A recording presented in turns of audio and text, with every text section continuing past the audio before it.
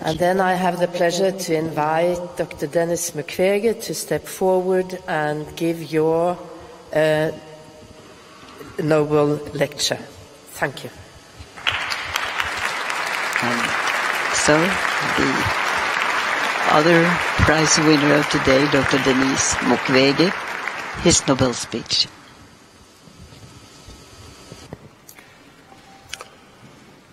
Dans la nuit tragique du 6 octobre 1996, des rebelles ont attaqué notre hôpital à Lemera, en République démocratique du Congo. Plus de 30 personnes tuées, les patients abattus dans leurs lits, à bout portant, le personnel ne pouvant pas fuir, tué de sang-froid. Je ne pouvais pas imaginer que ce n'était que le début. Obligés de quitter Lemera, en 1999, nous avons créé l'hôpital de Panzi à Bukavu, où je travaille aujourd'hui comme gynécologue obstétricien. La première patiente admise était une victime de viol ayant reçu un coup de feu dans ses organes génitaux. La violence macabre ne connaissait aucune limite. Cette violence, malheureusement, ne s'est jamais arrêtée. Un jour comme les autres, l'hôpital a reçu un appel. Au bout du fil, un collègue en larmes implorait « S'il vous plaît, envoyez-nous rapidement une ambulance. S'il vous plaît, dépêchez-vous. » Ainsi, nous avons envoyé une ambulance, comme nous le faisons habituellement. 2 heures plus tard, l'ambulance est revenue. À l'intérieur, une petite fille de juste 18 mois. Elle saignait abondamment et a été immédiatement amenée en salle d'opération. Quand je suis arrivé, les infirmières, toutes en larmes, la vessie du nourrisson, son appareil génital, son rectum étaient gravement endommagés par la pénétration d'un adulte. Nous prions en silence. Mon Dieu, dites-nous que ce que nous voyons n'est pas vrai. Dites-nous que c'est un mauvais rêve. Dites-nous qu'au réveil, tout ira bien.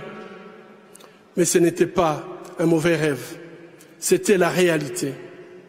C'est devenu notre nouvelle réalité en République démocratique du Congo. Quand un autre bébé est arrivé, j'ai réalisé que ces problèmes ne pouvaient pas trouver une solution au bloc opératoire, mais qu'il fallait se battre contre les causes profondes de ces atrocités. Je me suis rendu au village de Kavumu pour parler avec les hommes. Pourquoi vous ne protégez pas vos bébés, vos filles et vos femmes? Où sont les autorités dans ces villages? À ma grande surprise, les villageois connaissaient le suspect. Tout le monde avait peur de lui, car il était membre du Parlement provincial et jouissait d'un pouvoir absolu sur la population. Depuis plusieurs mois, sa milice terrorisait le village entier. Il avait instillé la peur en tuant un défenseur des droits humains qui avait eu le courage de dénoncer les faits.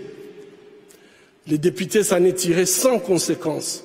Son immunité parlementaire lui permettait d'abuser en toute impunité. Ces 2 bébés ont été suivis de dizaines d'autres enfants violés. Lorsque la 48e victime est arrivée, nous étions désespérés. Avec d'autres défenseurs des droits humains, nous avons saisi un tribunal militaire. Finalement, ces viols ont été poursuivis et jugés comme crimes contre l'humanité. Les viols des bébés à Kavumu ont cessé, les appels à Panzi aussi. Mais l'avenir psychologique, sexuel et génésique de ces bébés est hypothéqué. Ce qui s'est passé à Kavumu et qui continue aujourd'hui dans de nombreux autres villages au Congo, tels que les viols et les massacres à Beni et au Kasaï, a été rendu possible par l'absence d'un état de droit, l'effondrement des valeurs traditionnelles et le règne de l'impunité, en particulier pour les personnes au pouvoir. Le viol, le massacre, la torture, l'insécurité diffuse, le manque d'éducation créent une spirale de violence sans précédent. Le bilan humain de ces chaos pervers et organisés a été des centaines de milliers de femmes violées, plus de 4 millions de personnes déplacées à l'intérieur du pays et la perte de 6 millions de vies humaines. Imaginez l'équivalent de toute la population de Danemark décimée. Les gardiens de la paix et les experts des Nations Unies n'ont pas été épargnés. Plusieurs ont trouvé la mort dans l'accomplissement de leur mandat. La mission des Nations Unies en République démocratique du Congo reste présente jusqu'à ces jours afin que la situation ne dégénère pas davantage. Nous leur sommes reconnaissants.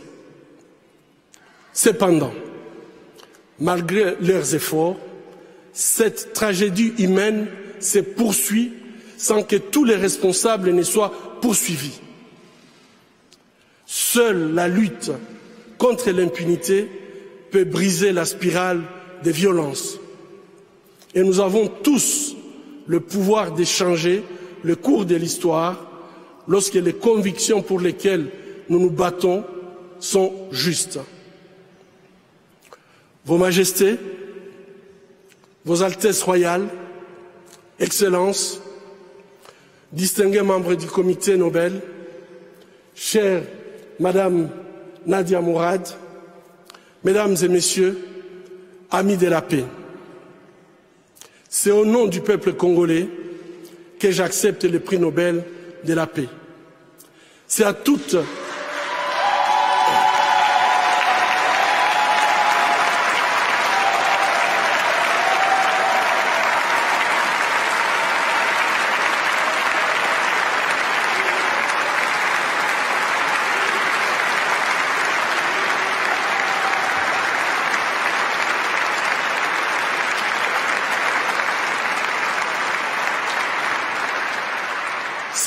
les victimes de violences sexuelles à travers le monde que je dédie ces prix.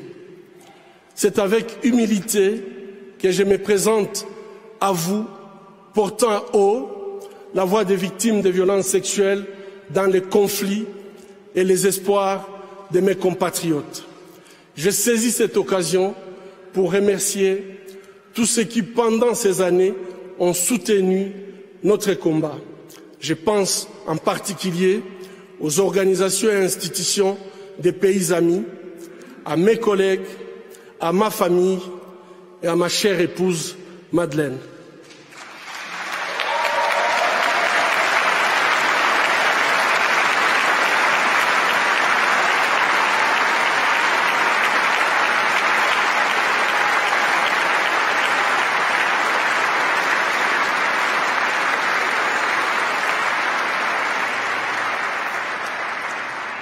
Je m'appelle Denis Mukwege. Je viens d'un pays le plus riche de la planète. Pourtant, le peuple de mon pays est parmi les plus pauvres du monde. La réalité troublante est que l'abondance de nos ressources naturelles, or, coltan, cobalt et d'autres minéraux stratégiques, alimente la guerre, source de la violence extrême et de la pauvreté abjecte en République démocratique du Congo. Nous aimons tous les belles voitures, les bijoux, les gadgets. J'ai moi-même un smartphone. Ces objets contiennent des minéraux qu'on trouve chez nous, souvent extraits dans des conditions inhumaines par des enfants jeunes qui sont victimes d'intimidation et de violences sexuelles. En conduisant votre voiture électrique, en utilisant votre smartphone, en admirant vos bijoux, réfléchissez un instant au coût humain de la fabrication de ces objets. En tant que consommateur, le moins que l'on puisse faire,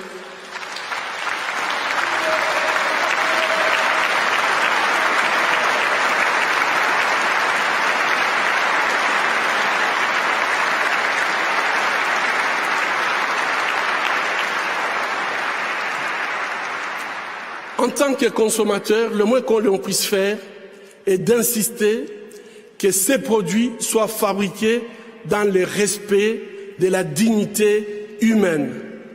Fermer les yeux devant les drames, c'est être complice. Ce ne sont pas seulement les auteurs de violences qui sont responsables de leurs crimes, mais aussi ceux qui choisissent de détourner les regards. Mon pays est systématiquement pillé avec la complicité des gens qui prétendent être nos dirigeants. Pillés pour leur pouvoir, pillés pour leurs richesses et leur gloire, pillés aux dépens des millions d'hommes, de femmes et d'enfants innocents, abandonnés dans une misère externe, tandis que les bénéfices de nos minéraux finissent sur les comptes opaques d'une oligarchie prédatrice.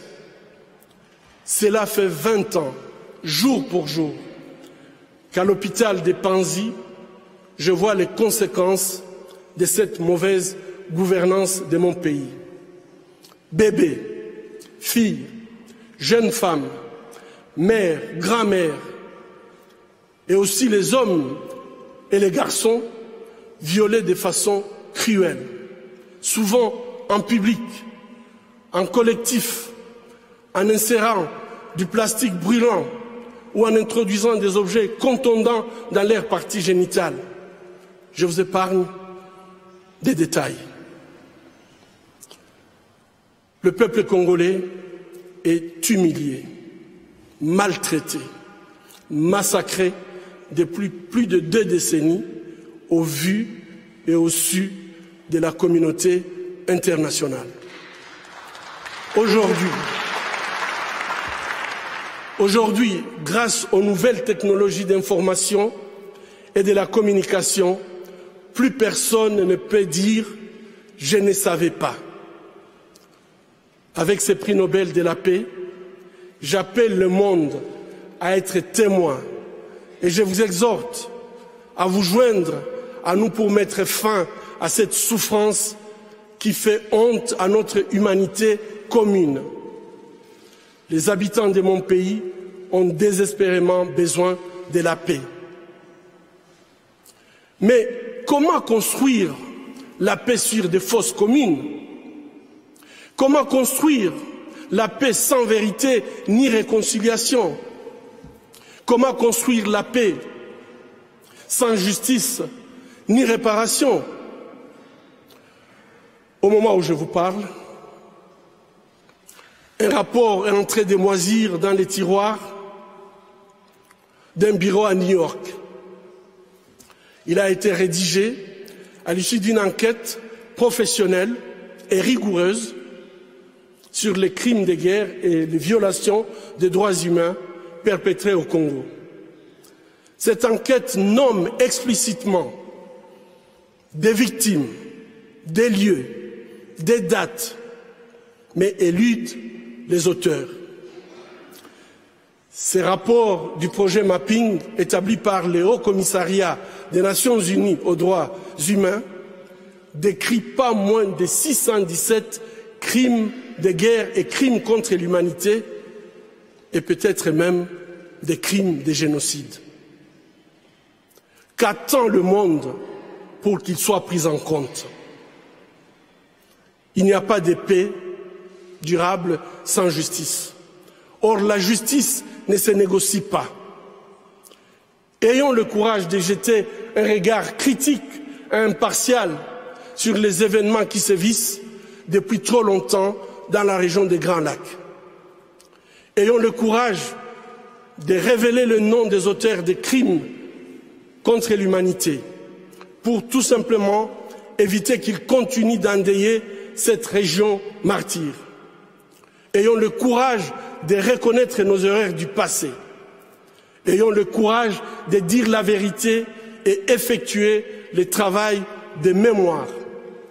Chers compatriotes congolais, ayons le courage de prendre notre destin en main. Construisons la paix.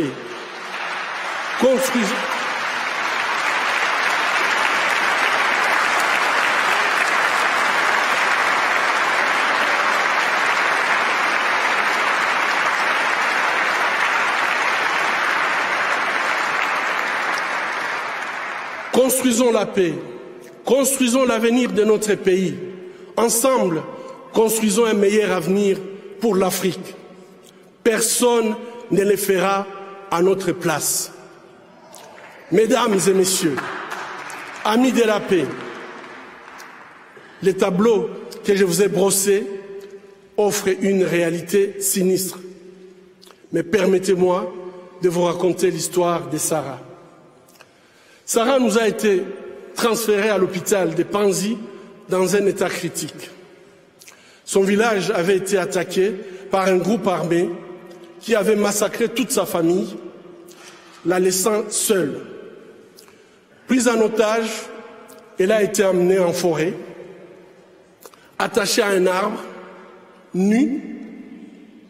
Tous les jours, Sarah subissait des viols collectifs jusqu'à ce qu'elle perde connaissance.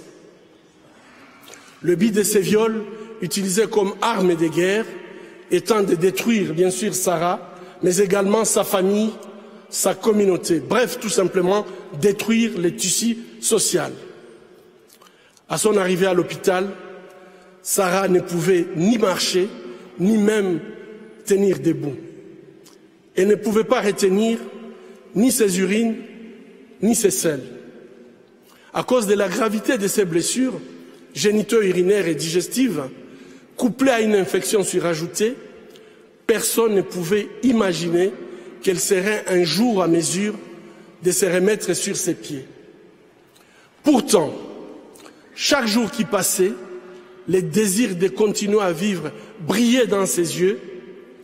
Chaque jour qui passait, c'était elle qui encourageait le personnel soignant à ne pas perdre espoir. Chaque jour qui passait, Sarah se battait pour sa survie. Aujourd'hui, Sarah, c'est une belle femme, souriante, forte, charmante. Sarah s'est engagée à aider les personnes ayant vécu une histoire semblable à la sienne. Sarah a reçu 50 $ américains, une allocation que notre maison de transit d'Orcas accorde aux femmes souhaitant reconstruire leur vie sur le plan socio-économique.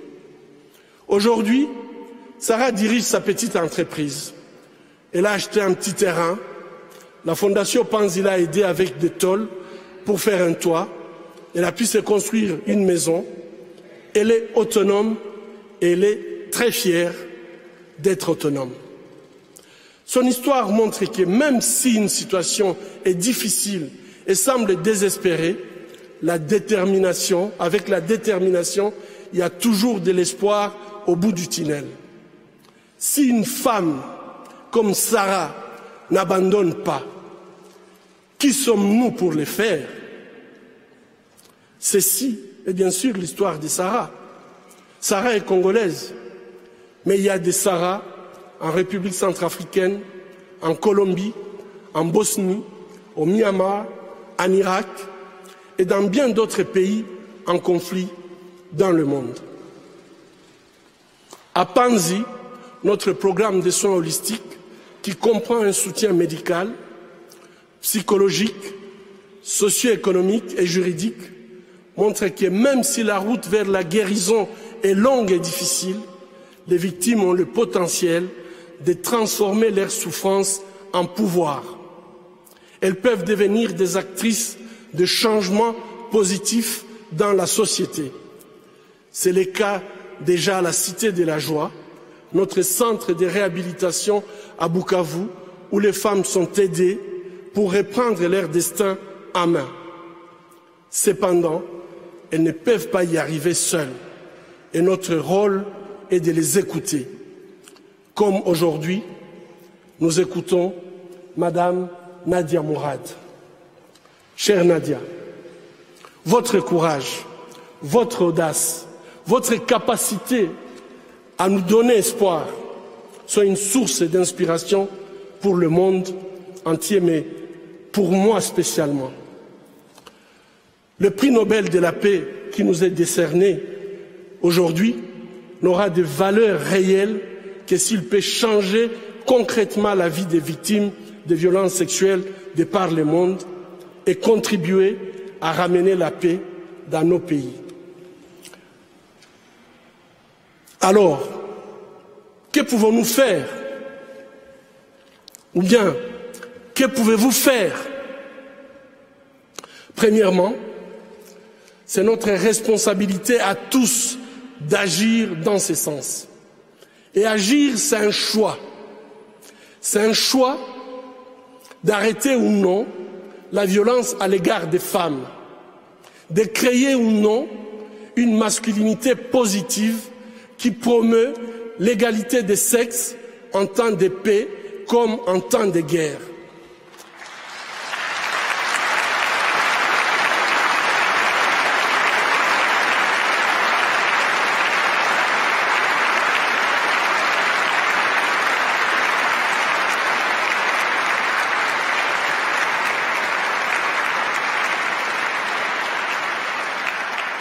Agir, c'est un choix de soutenir ou non une femme, de la protéger ou non, de défendre ou non ses droits, de se battre ou non à ses côtés dans les pays ravagés par les conflits. Finalement, c'est un choix de construire ou non la paix dans les pays en conflit. Agir, c'est tout simplement refuser l'indifférence.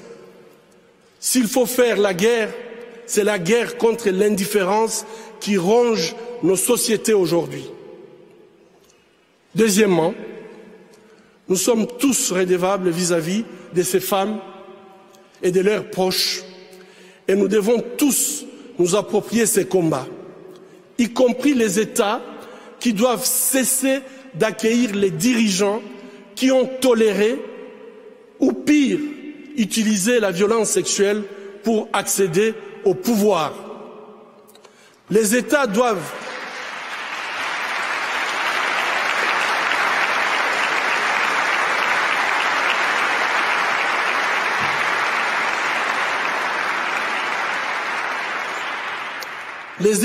cesser de les accueillir avec les tapis rouges.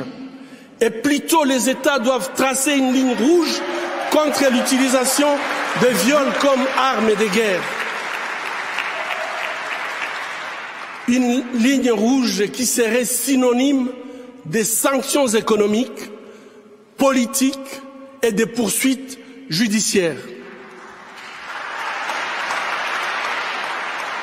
Poser un acte juste n'est pas difficile. Poser un acte juste n'est pas difficile, c'est une question de volonté politique. Troisièmement, nous devons reconnaître les souffrances des survivantes de toutes les violences faites aux femmes dans les conflits armés et les soutenir de façon holistique dans leur processus de guérison. Ici, j'insiste sur les réparations. C'est ces mesures qui leur donnent compensation et satisfaction et leur permettent de commencer une nouvelle vie. Ça, c'est un droit humain. J'appelle les États à soutenir l'initiative de la création d'un fonds mondial de réparation pour les victimes de violences sexuelles dans les conflits armés.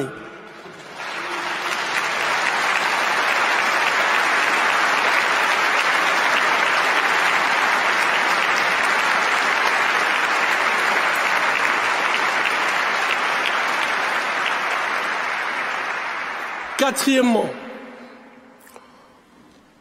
au nom de toutes les veuves, de tous les veufs, des orphelins des massacres commis en République démocratique du Congo et de tous les Congolais épris de paix, j'appelle la communauté internationale à enfin considérer les rapports du projet Mapping et ses recommandations. Que le droit soit dit. Cela permettrait au peuple congolais d'en faire pleurer ses morts, faire son deuil, pardonner ses bourreaux, dépasser sa souffrance et se projeter sereinement dans le futur. Finalement, après 20 ans d'effusion de sang, de viols et de déplacements massifs de population, le peuple congolais attend désespérément l'application de la responsabilité de protéger les populations civiles lorsque leur gouvernement ne peut pas ou ne veut pas le faire. Le peuple attend d'explorer les chemins d'une paix durable. Cette paix passe par les principes d'élections libres, transparentes, crédibles et apaisées.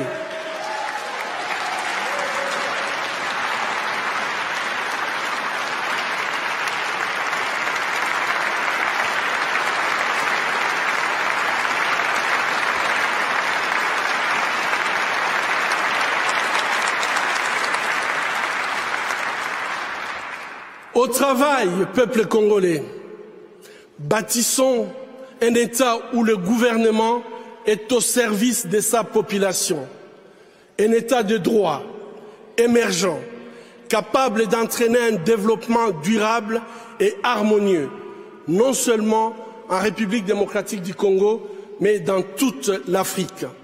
Bâtissons un État où toutes les actions politiques, économiques et sociales sont centrées sur l'être humain et où la dignité des citoyens est restaurée.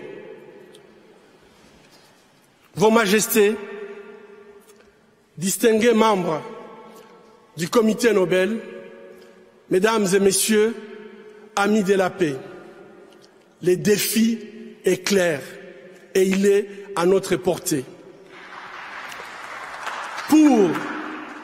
Pour les Sahara, pour les femmes, les hommes et les enfants du Congo, je vous lance un appel urgent de ne pas seulement nous remettre le prix Nobel de la paix, mais de vous mettre debout et de dire ensemble et à haute voix, la violence en République démocratique du Congo, c'est assez. Trop, c'est trop. La paix maintenant. Je vous remercie.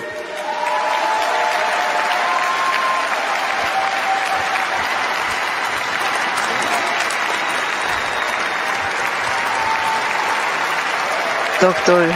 Mukwege's Nobel speech, certainly also a very strong lecture that has made strong impressions here.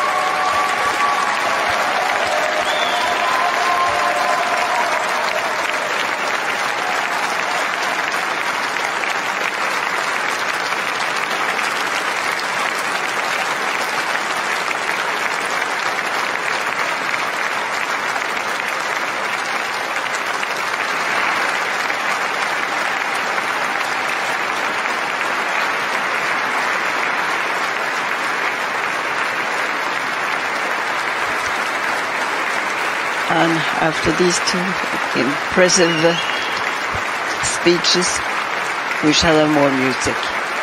Wildefrangen Howard Gimse will give us Cantabile by Niccolo Paganini.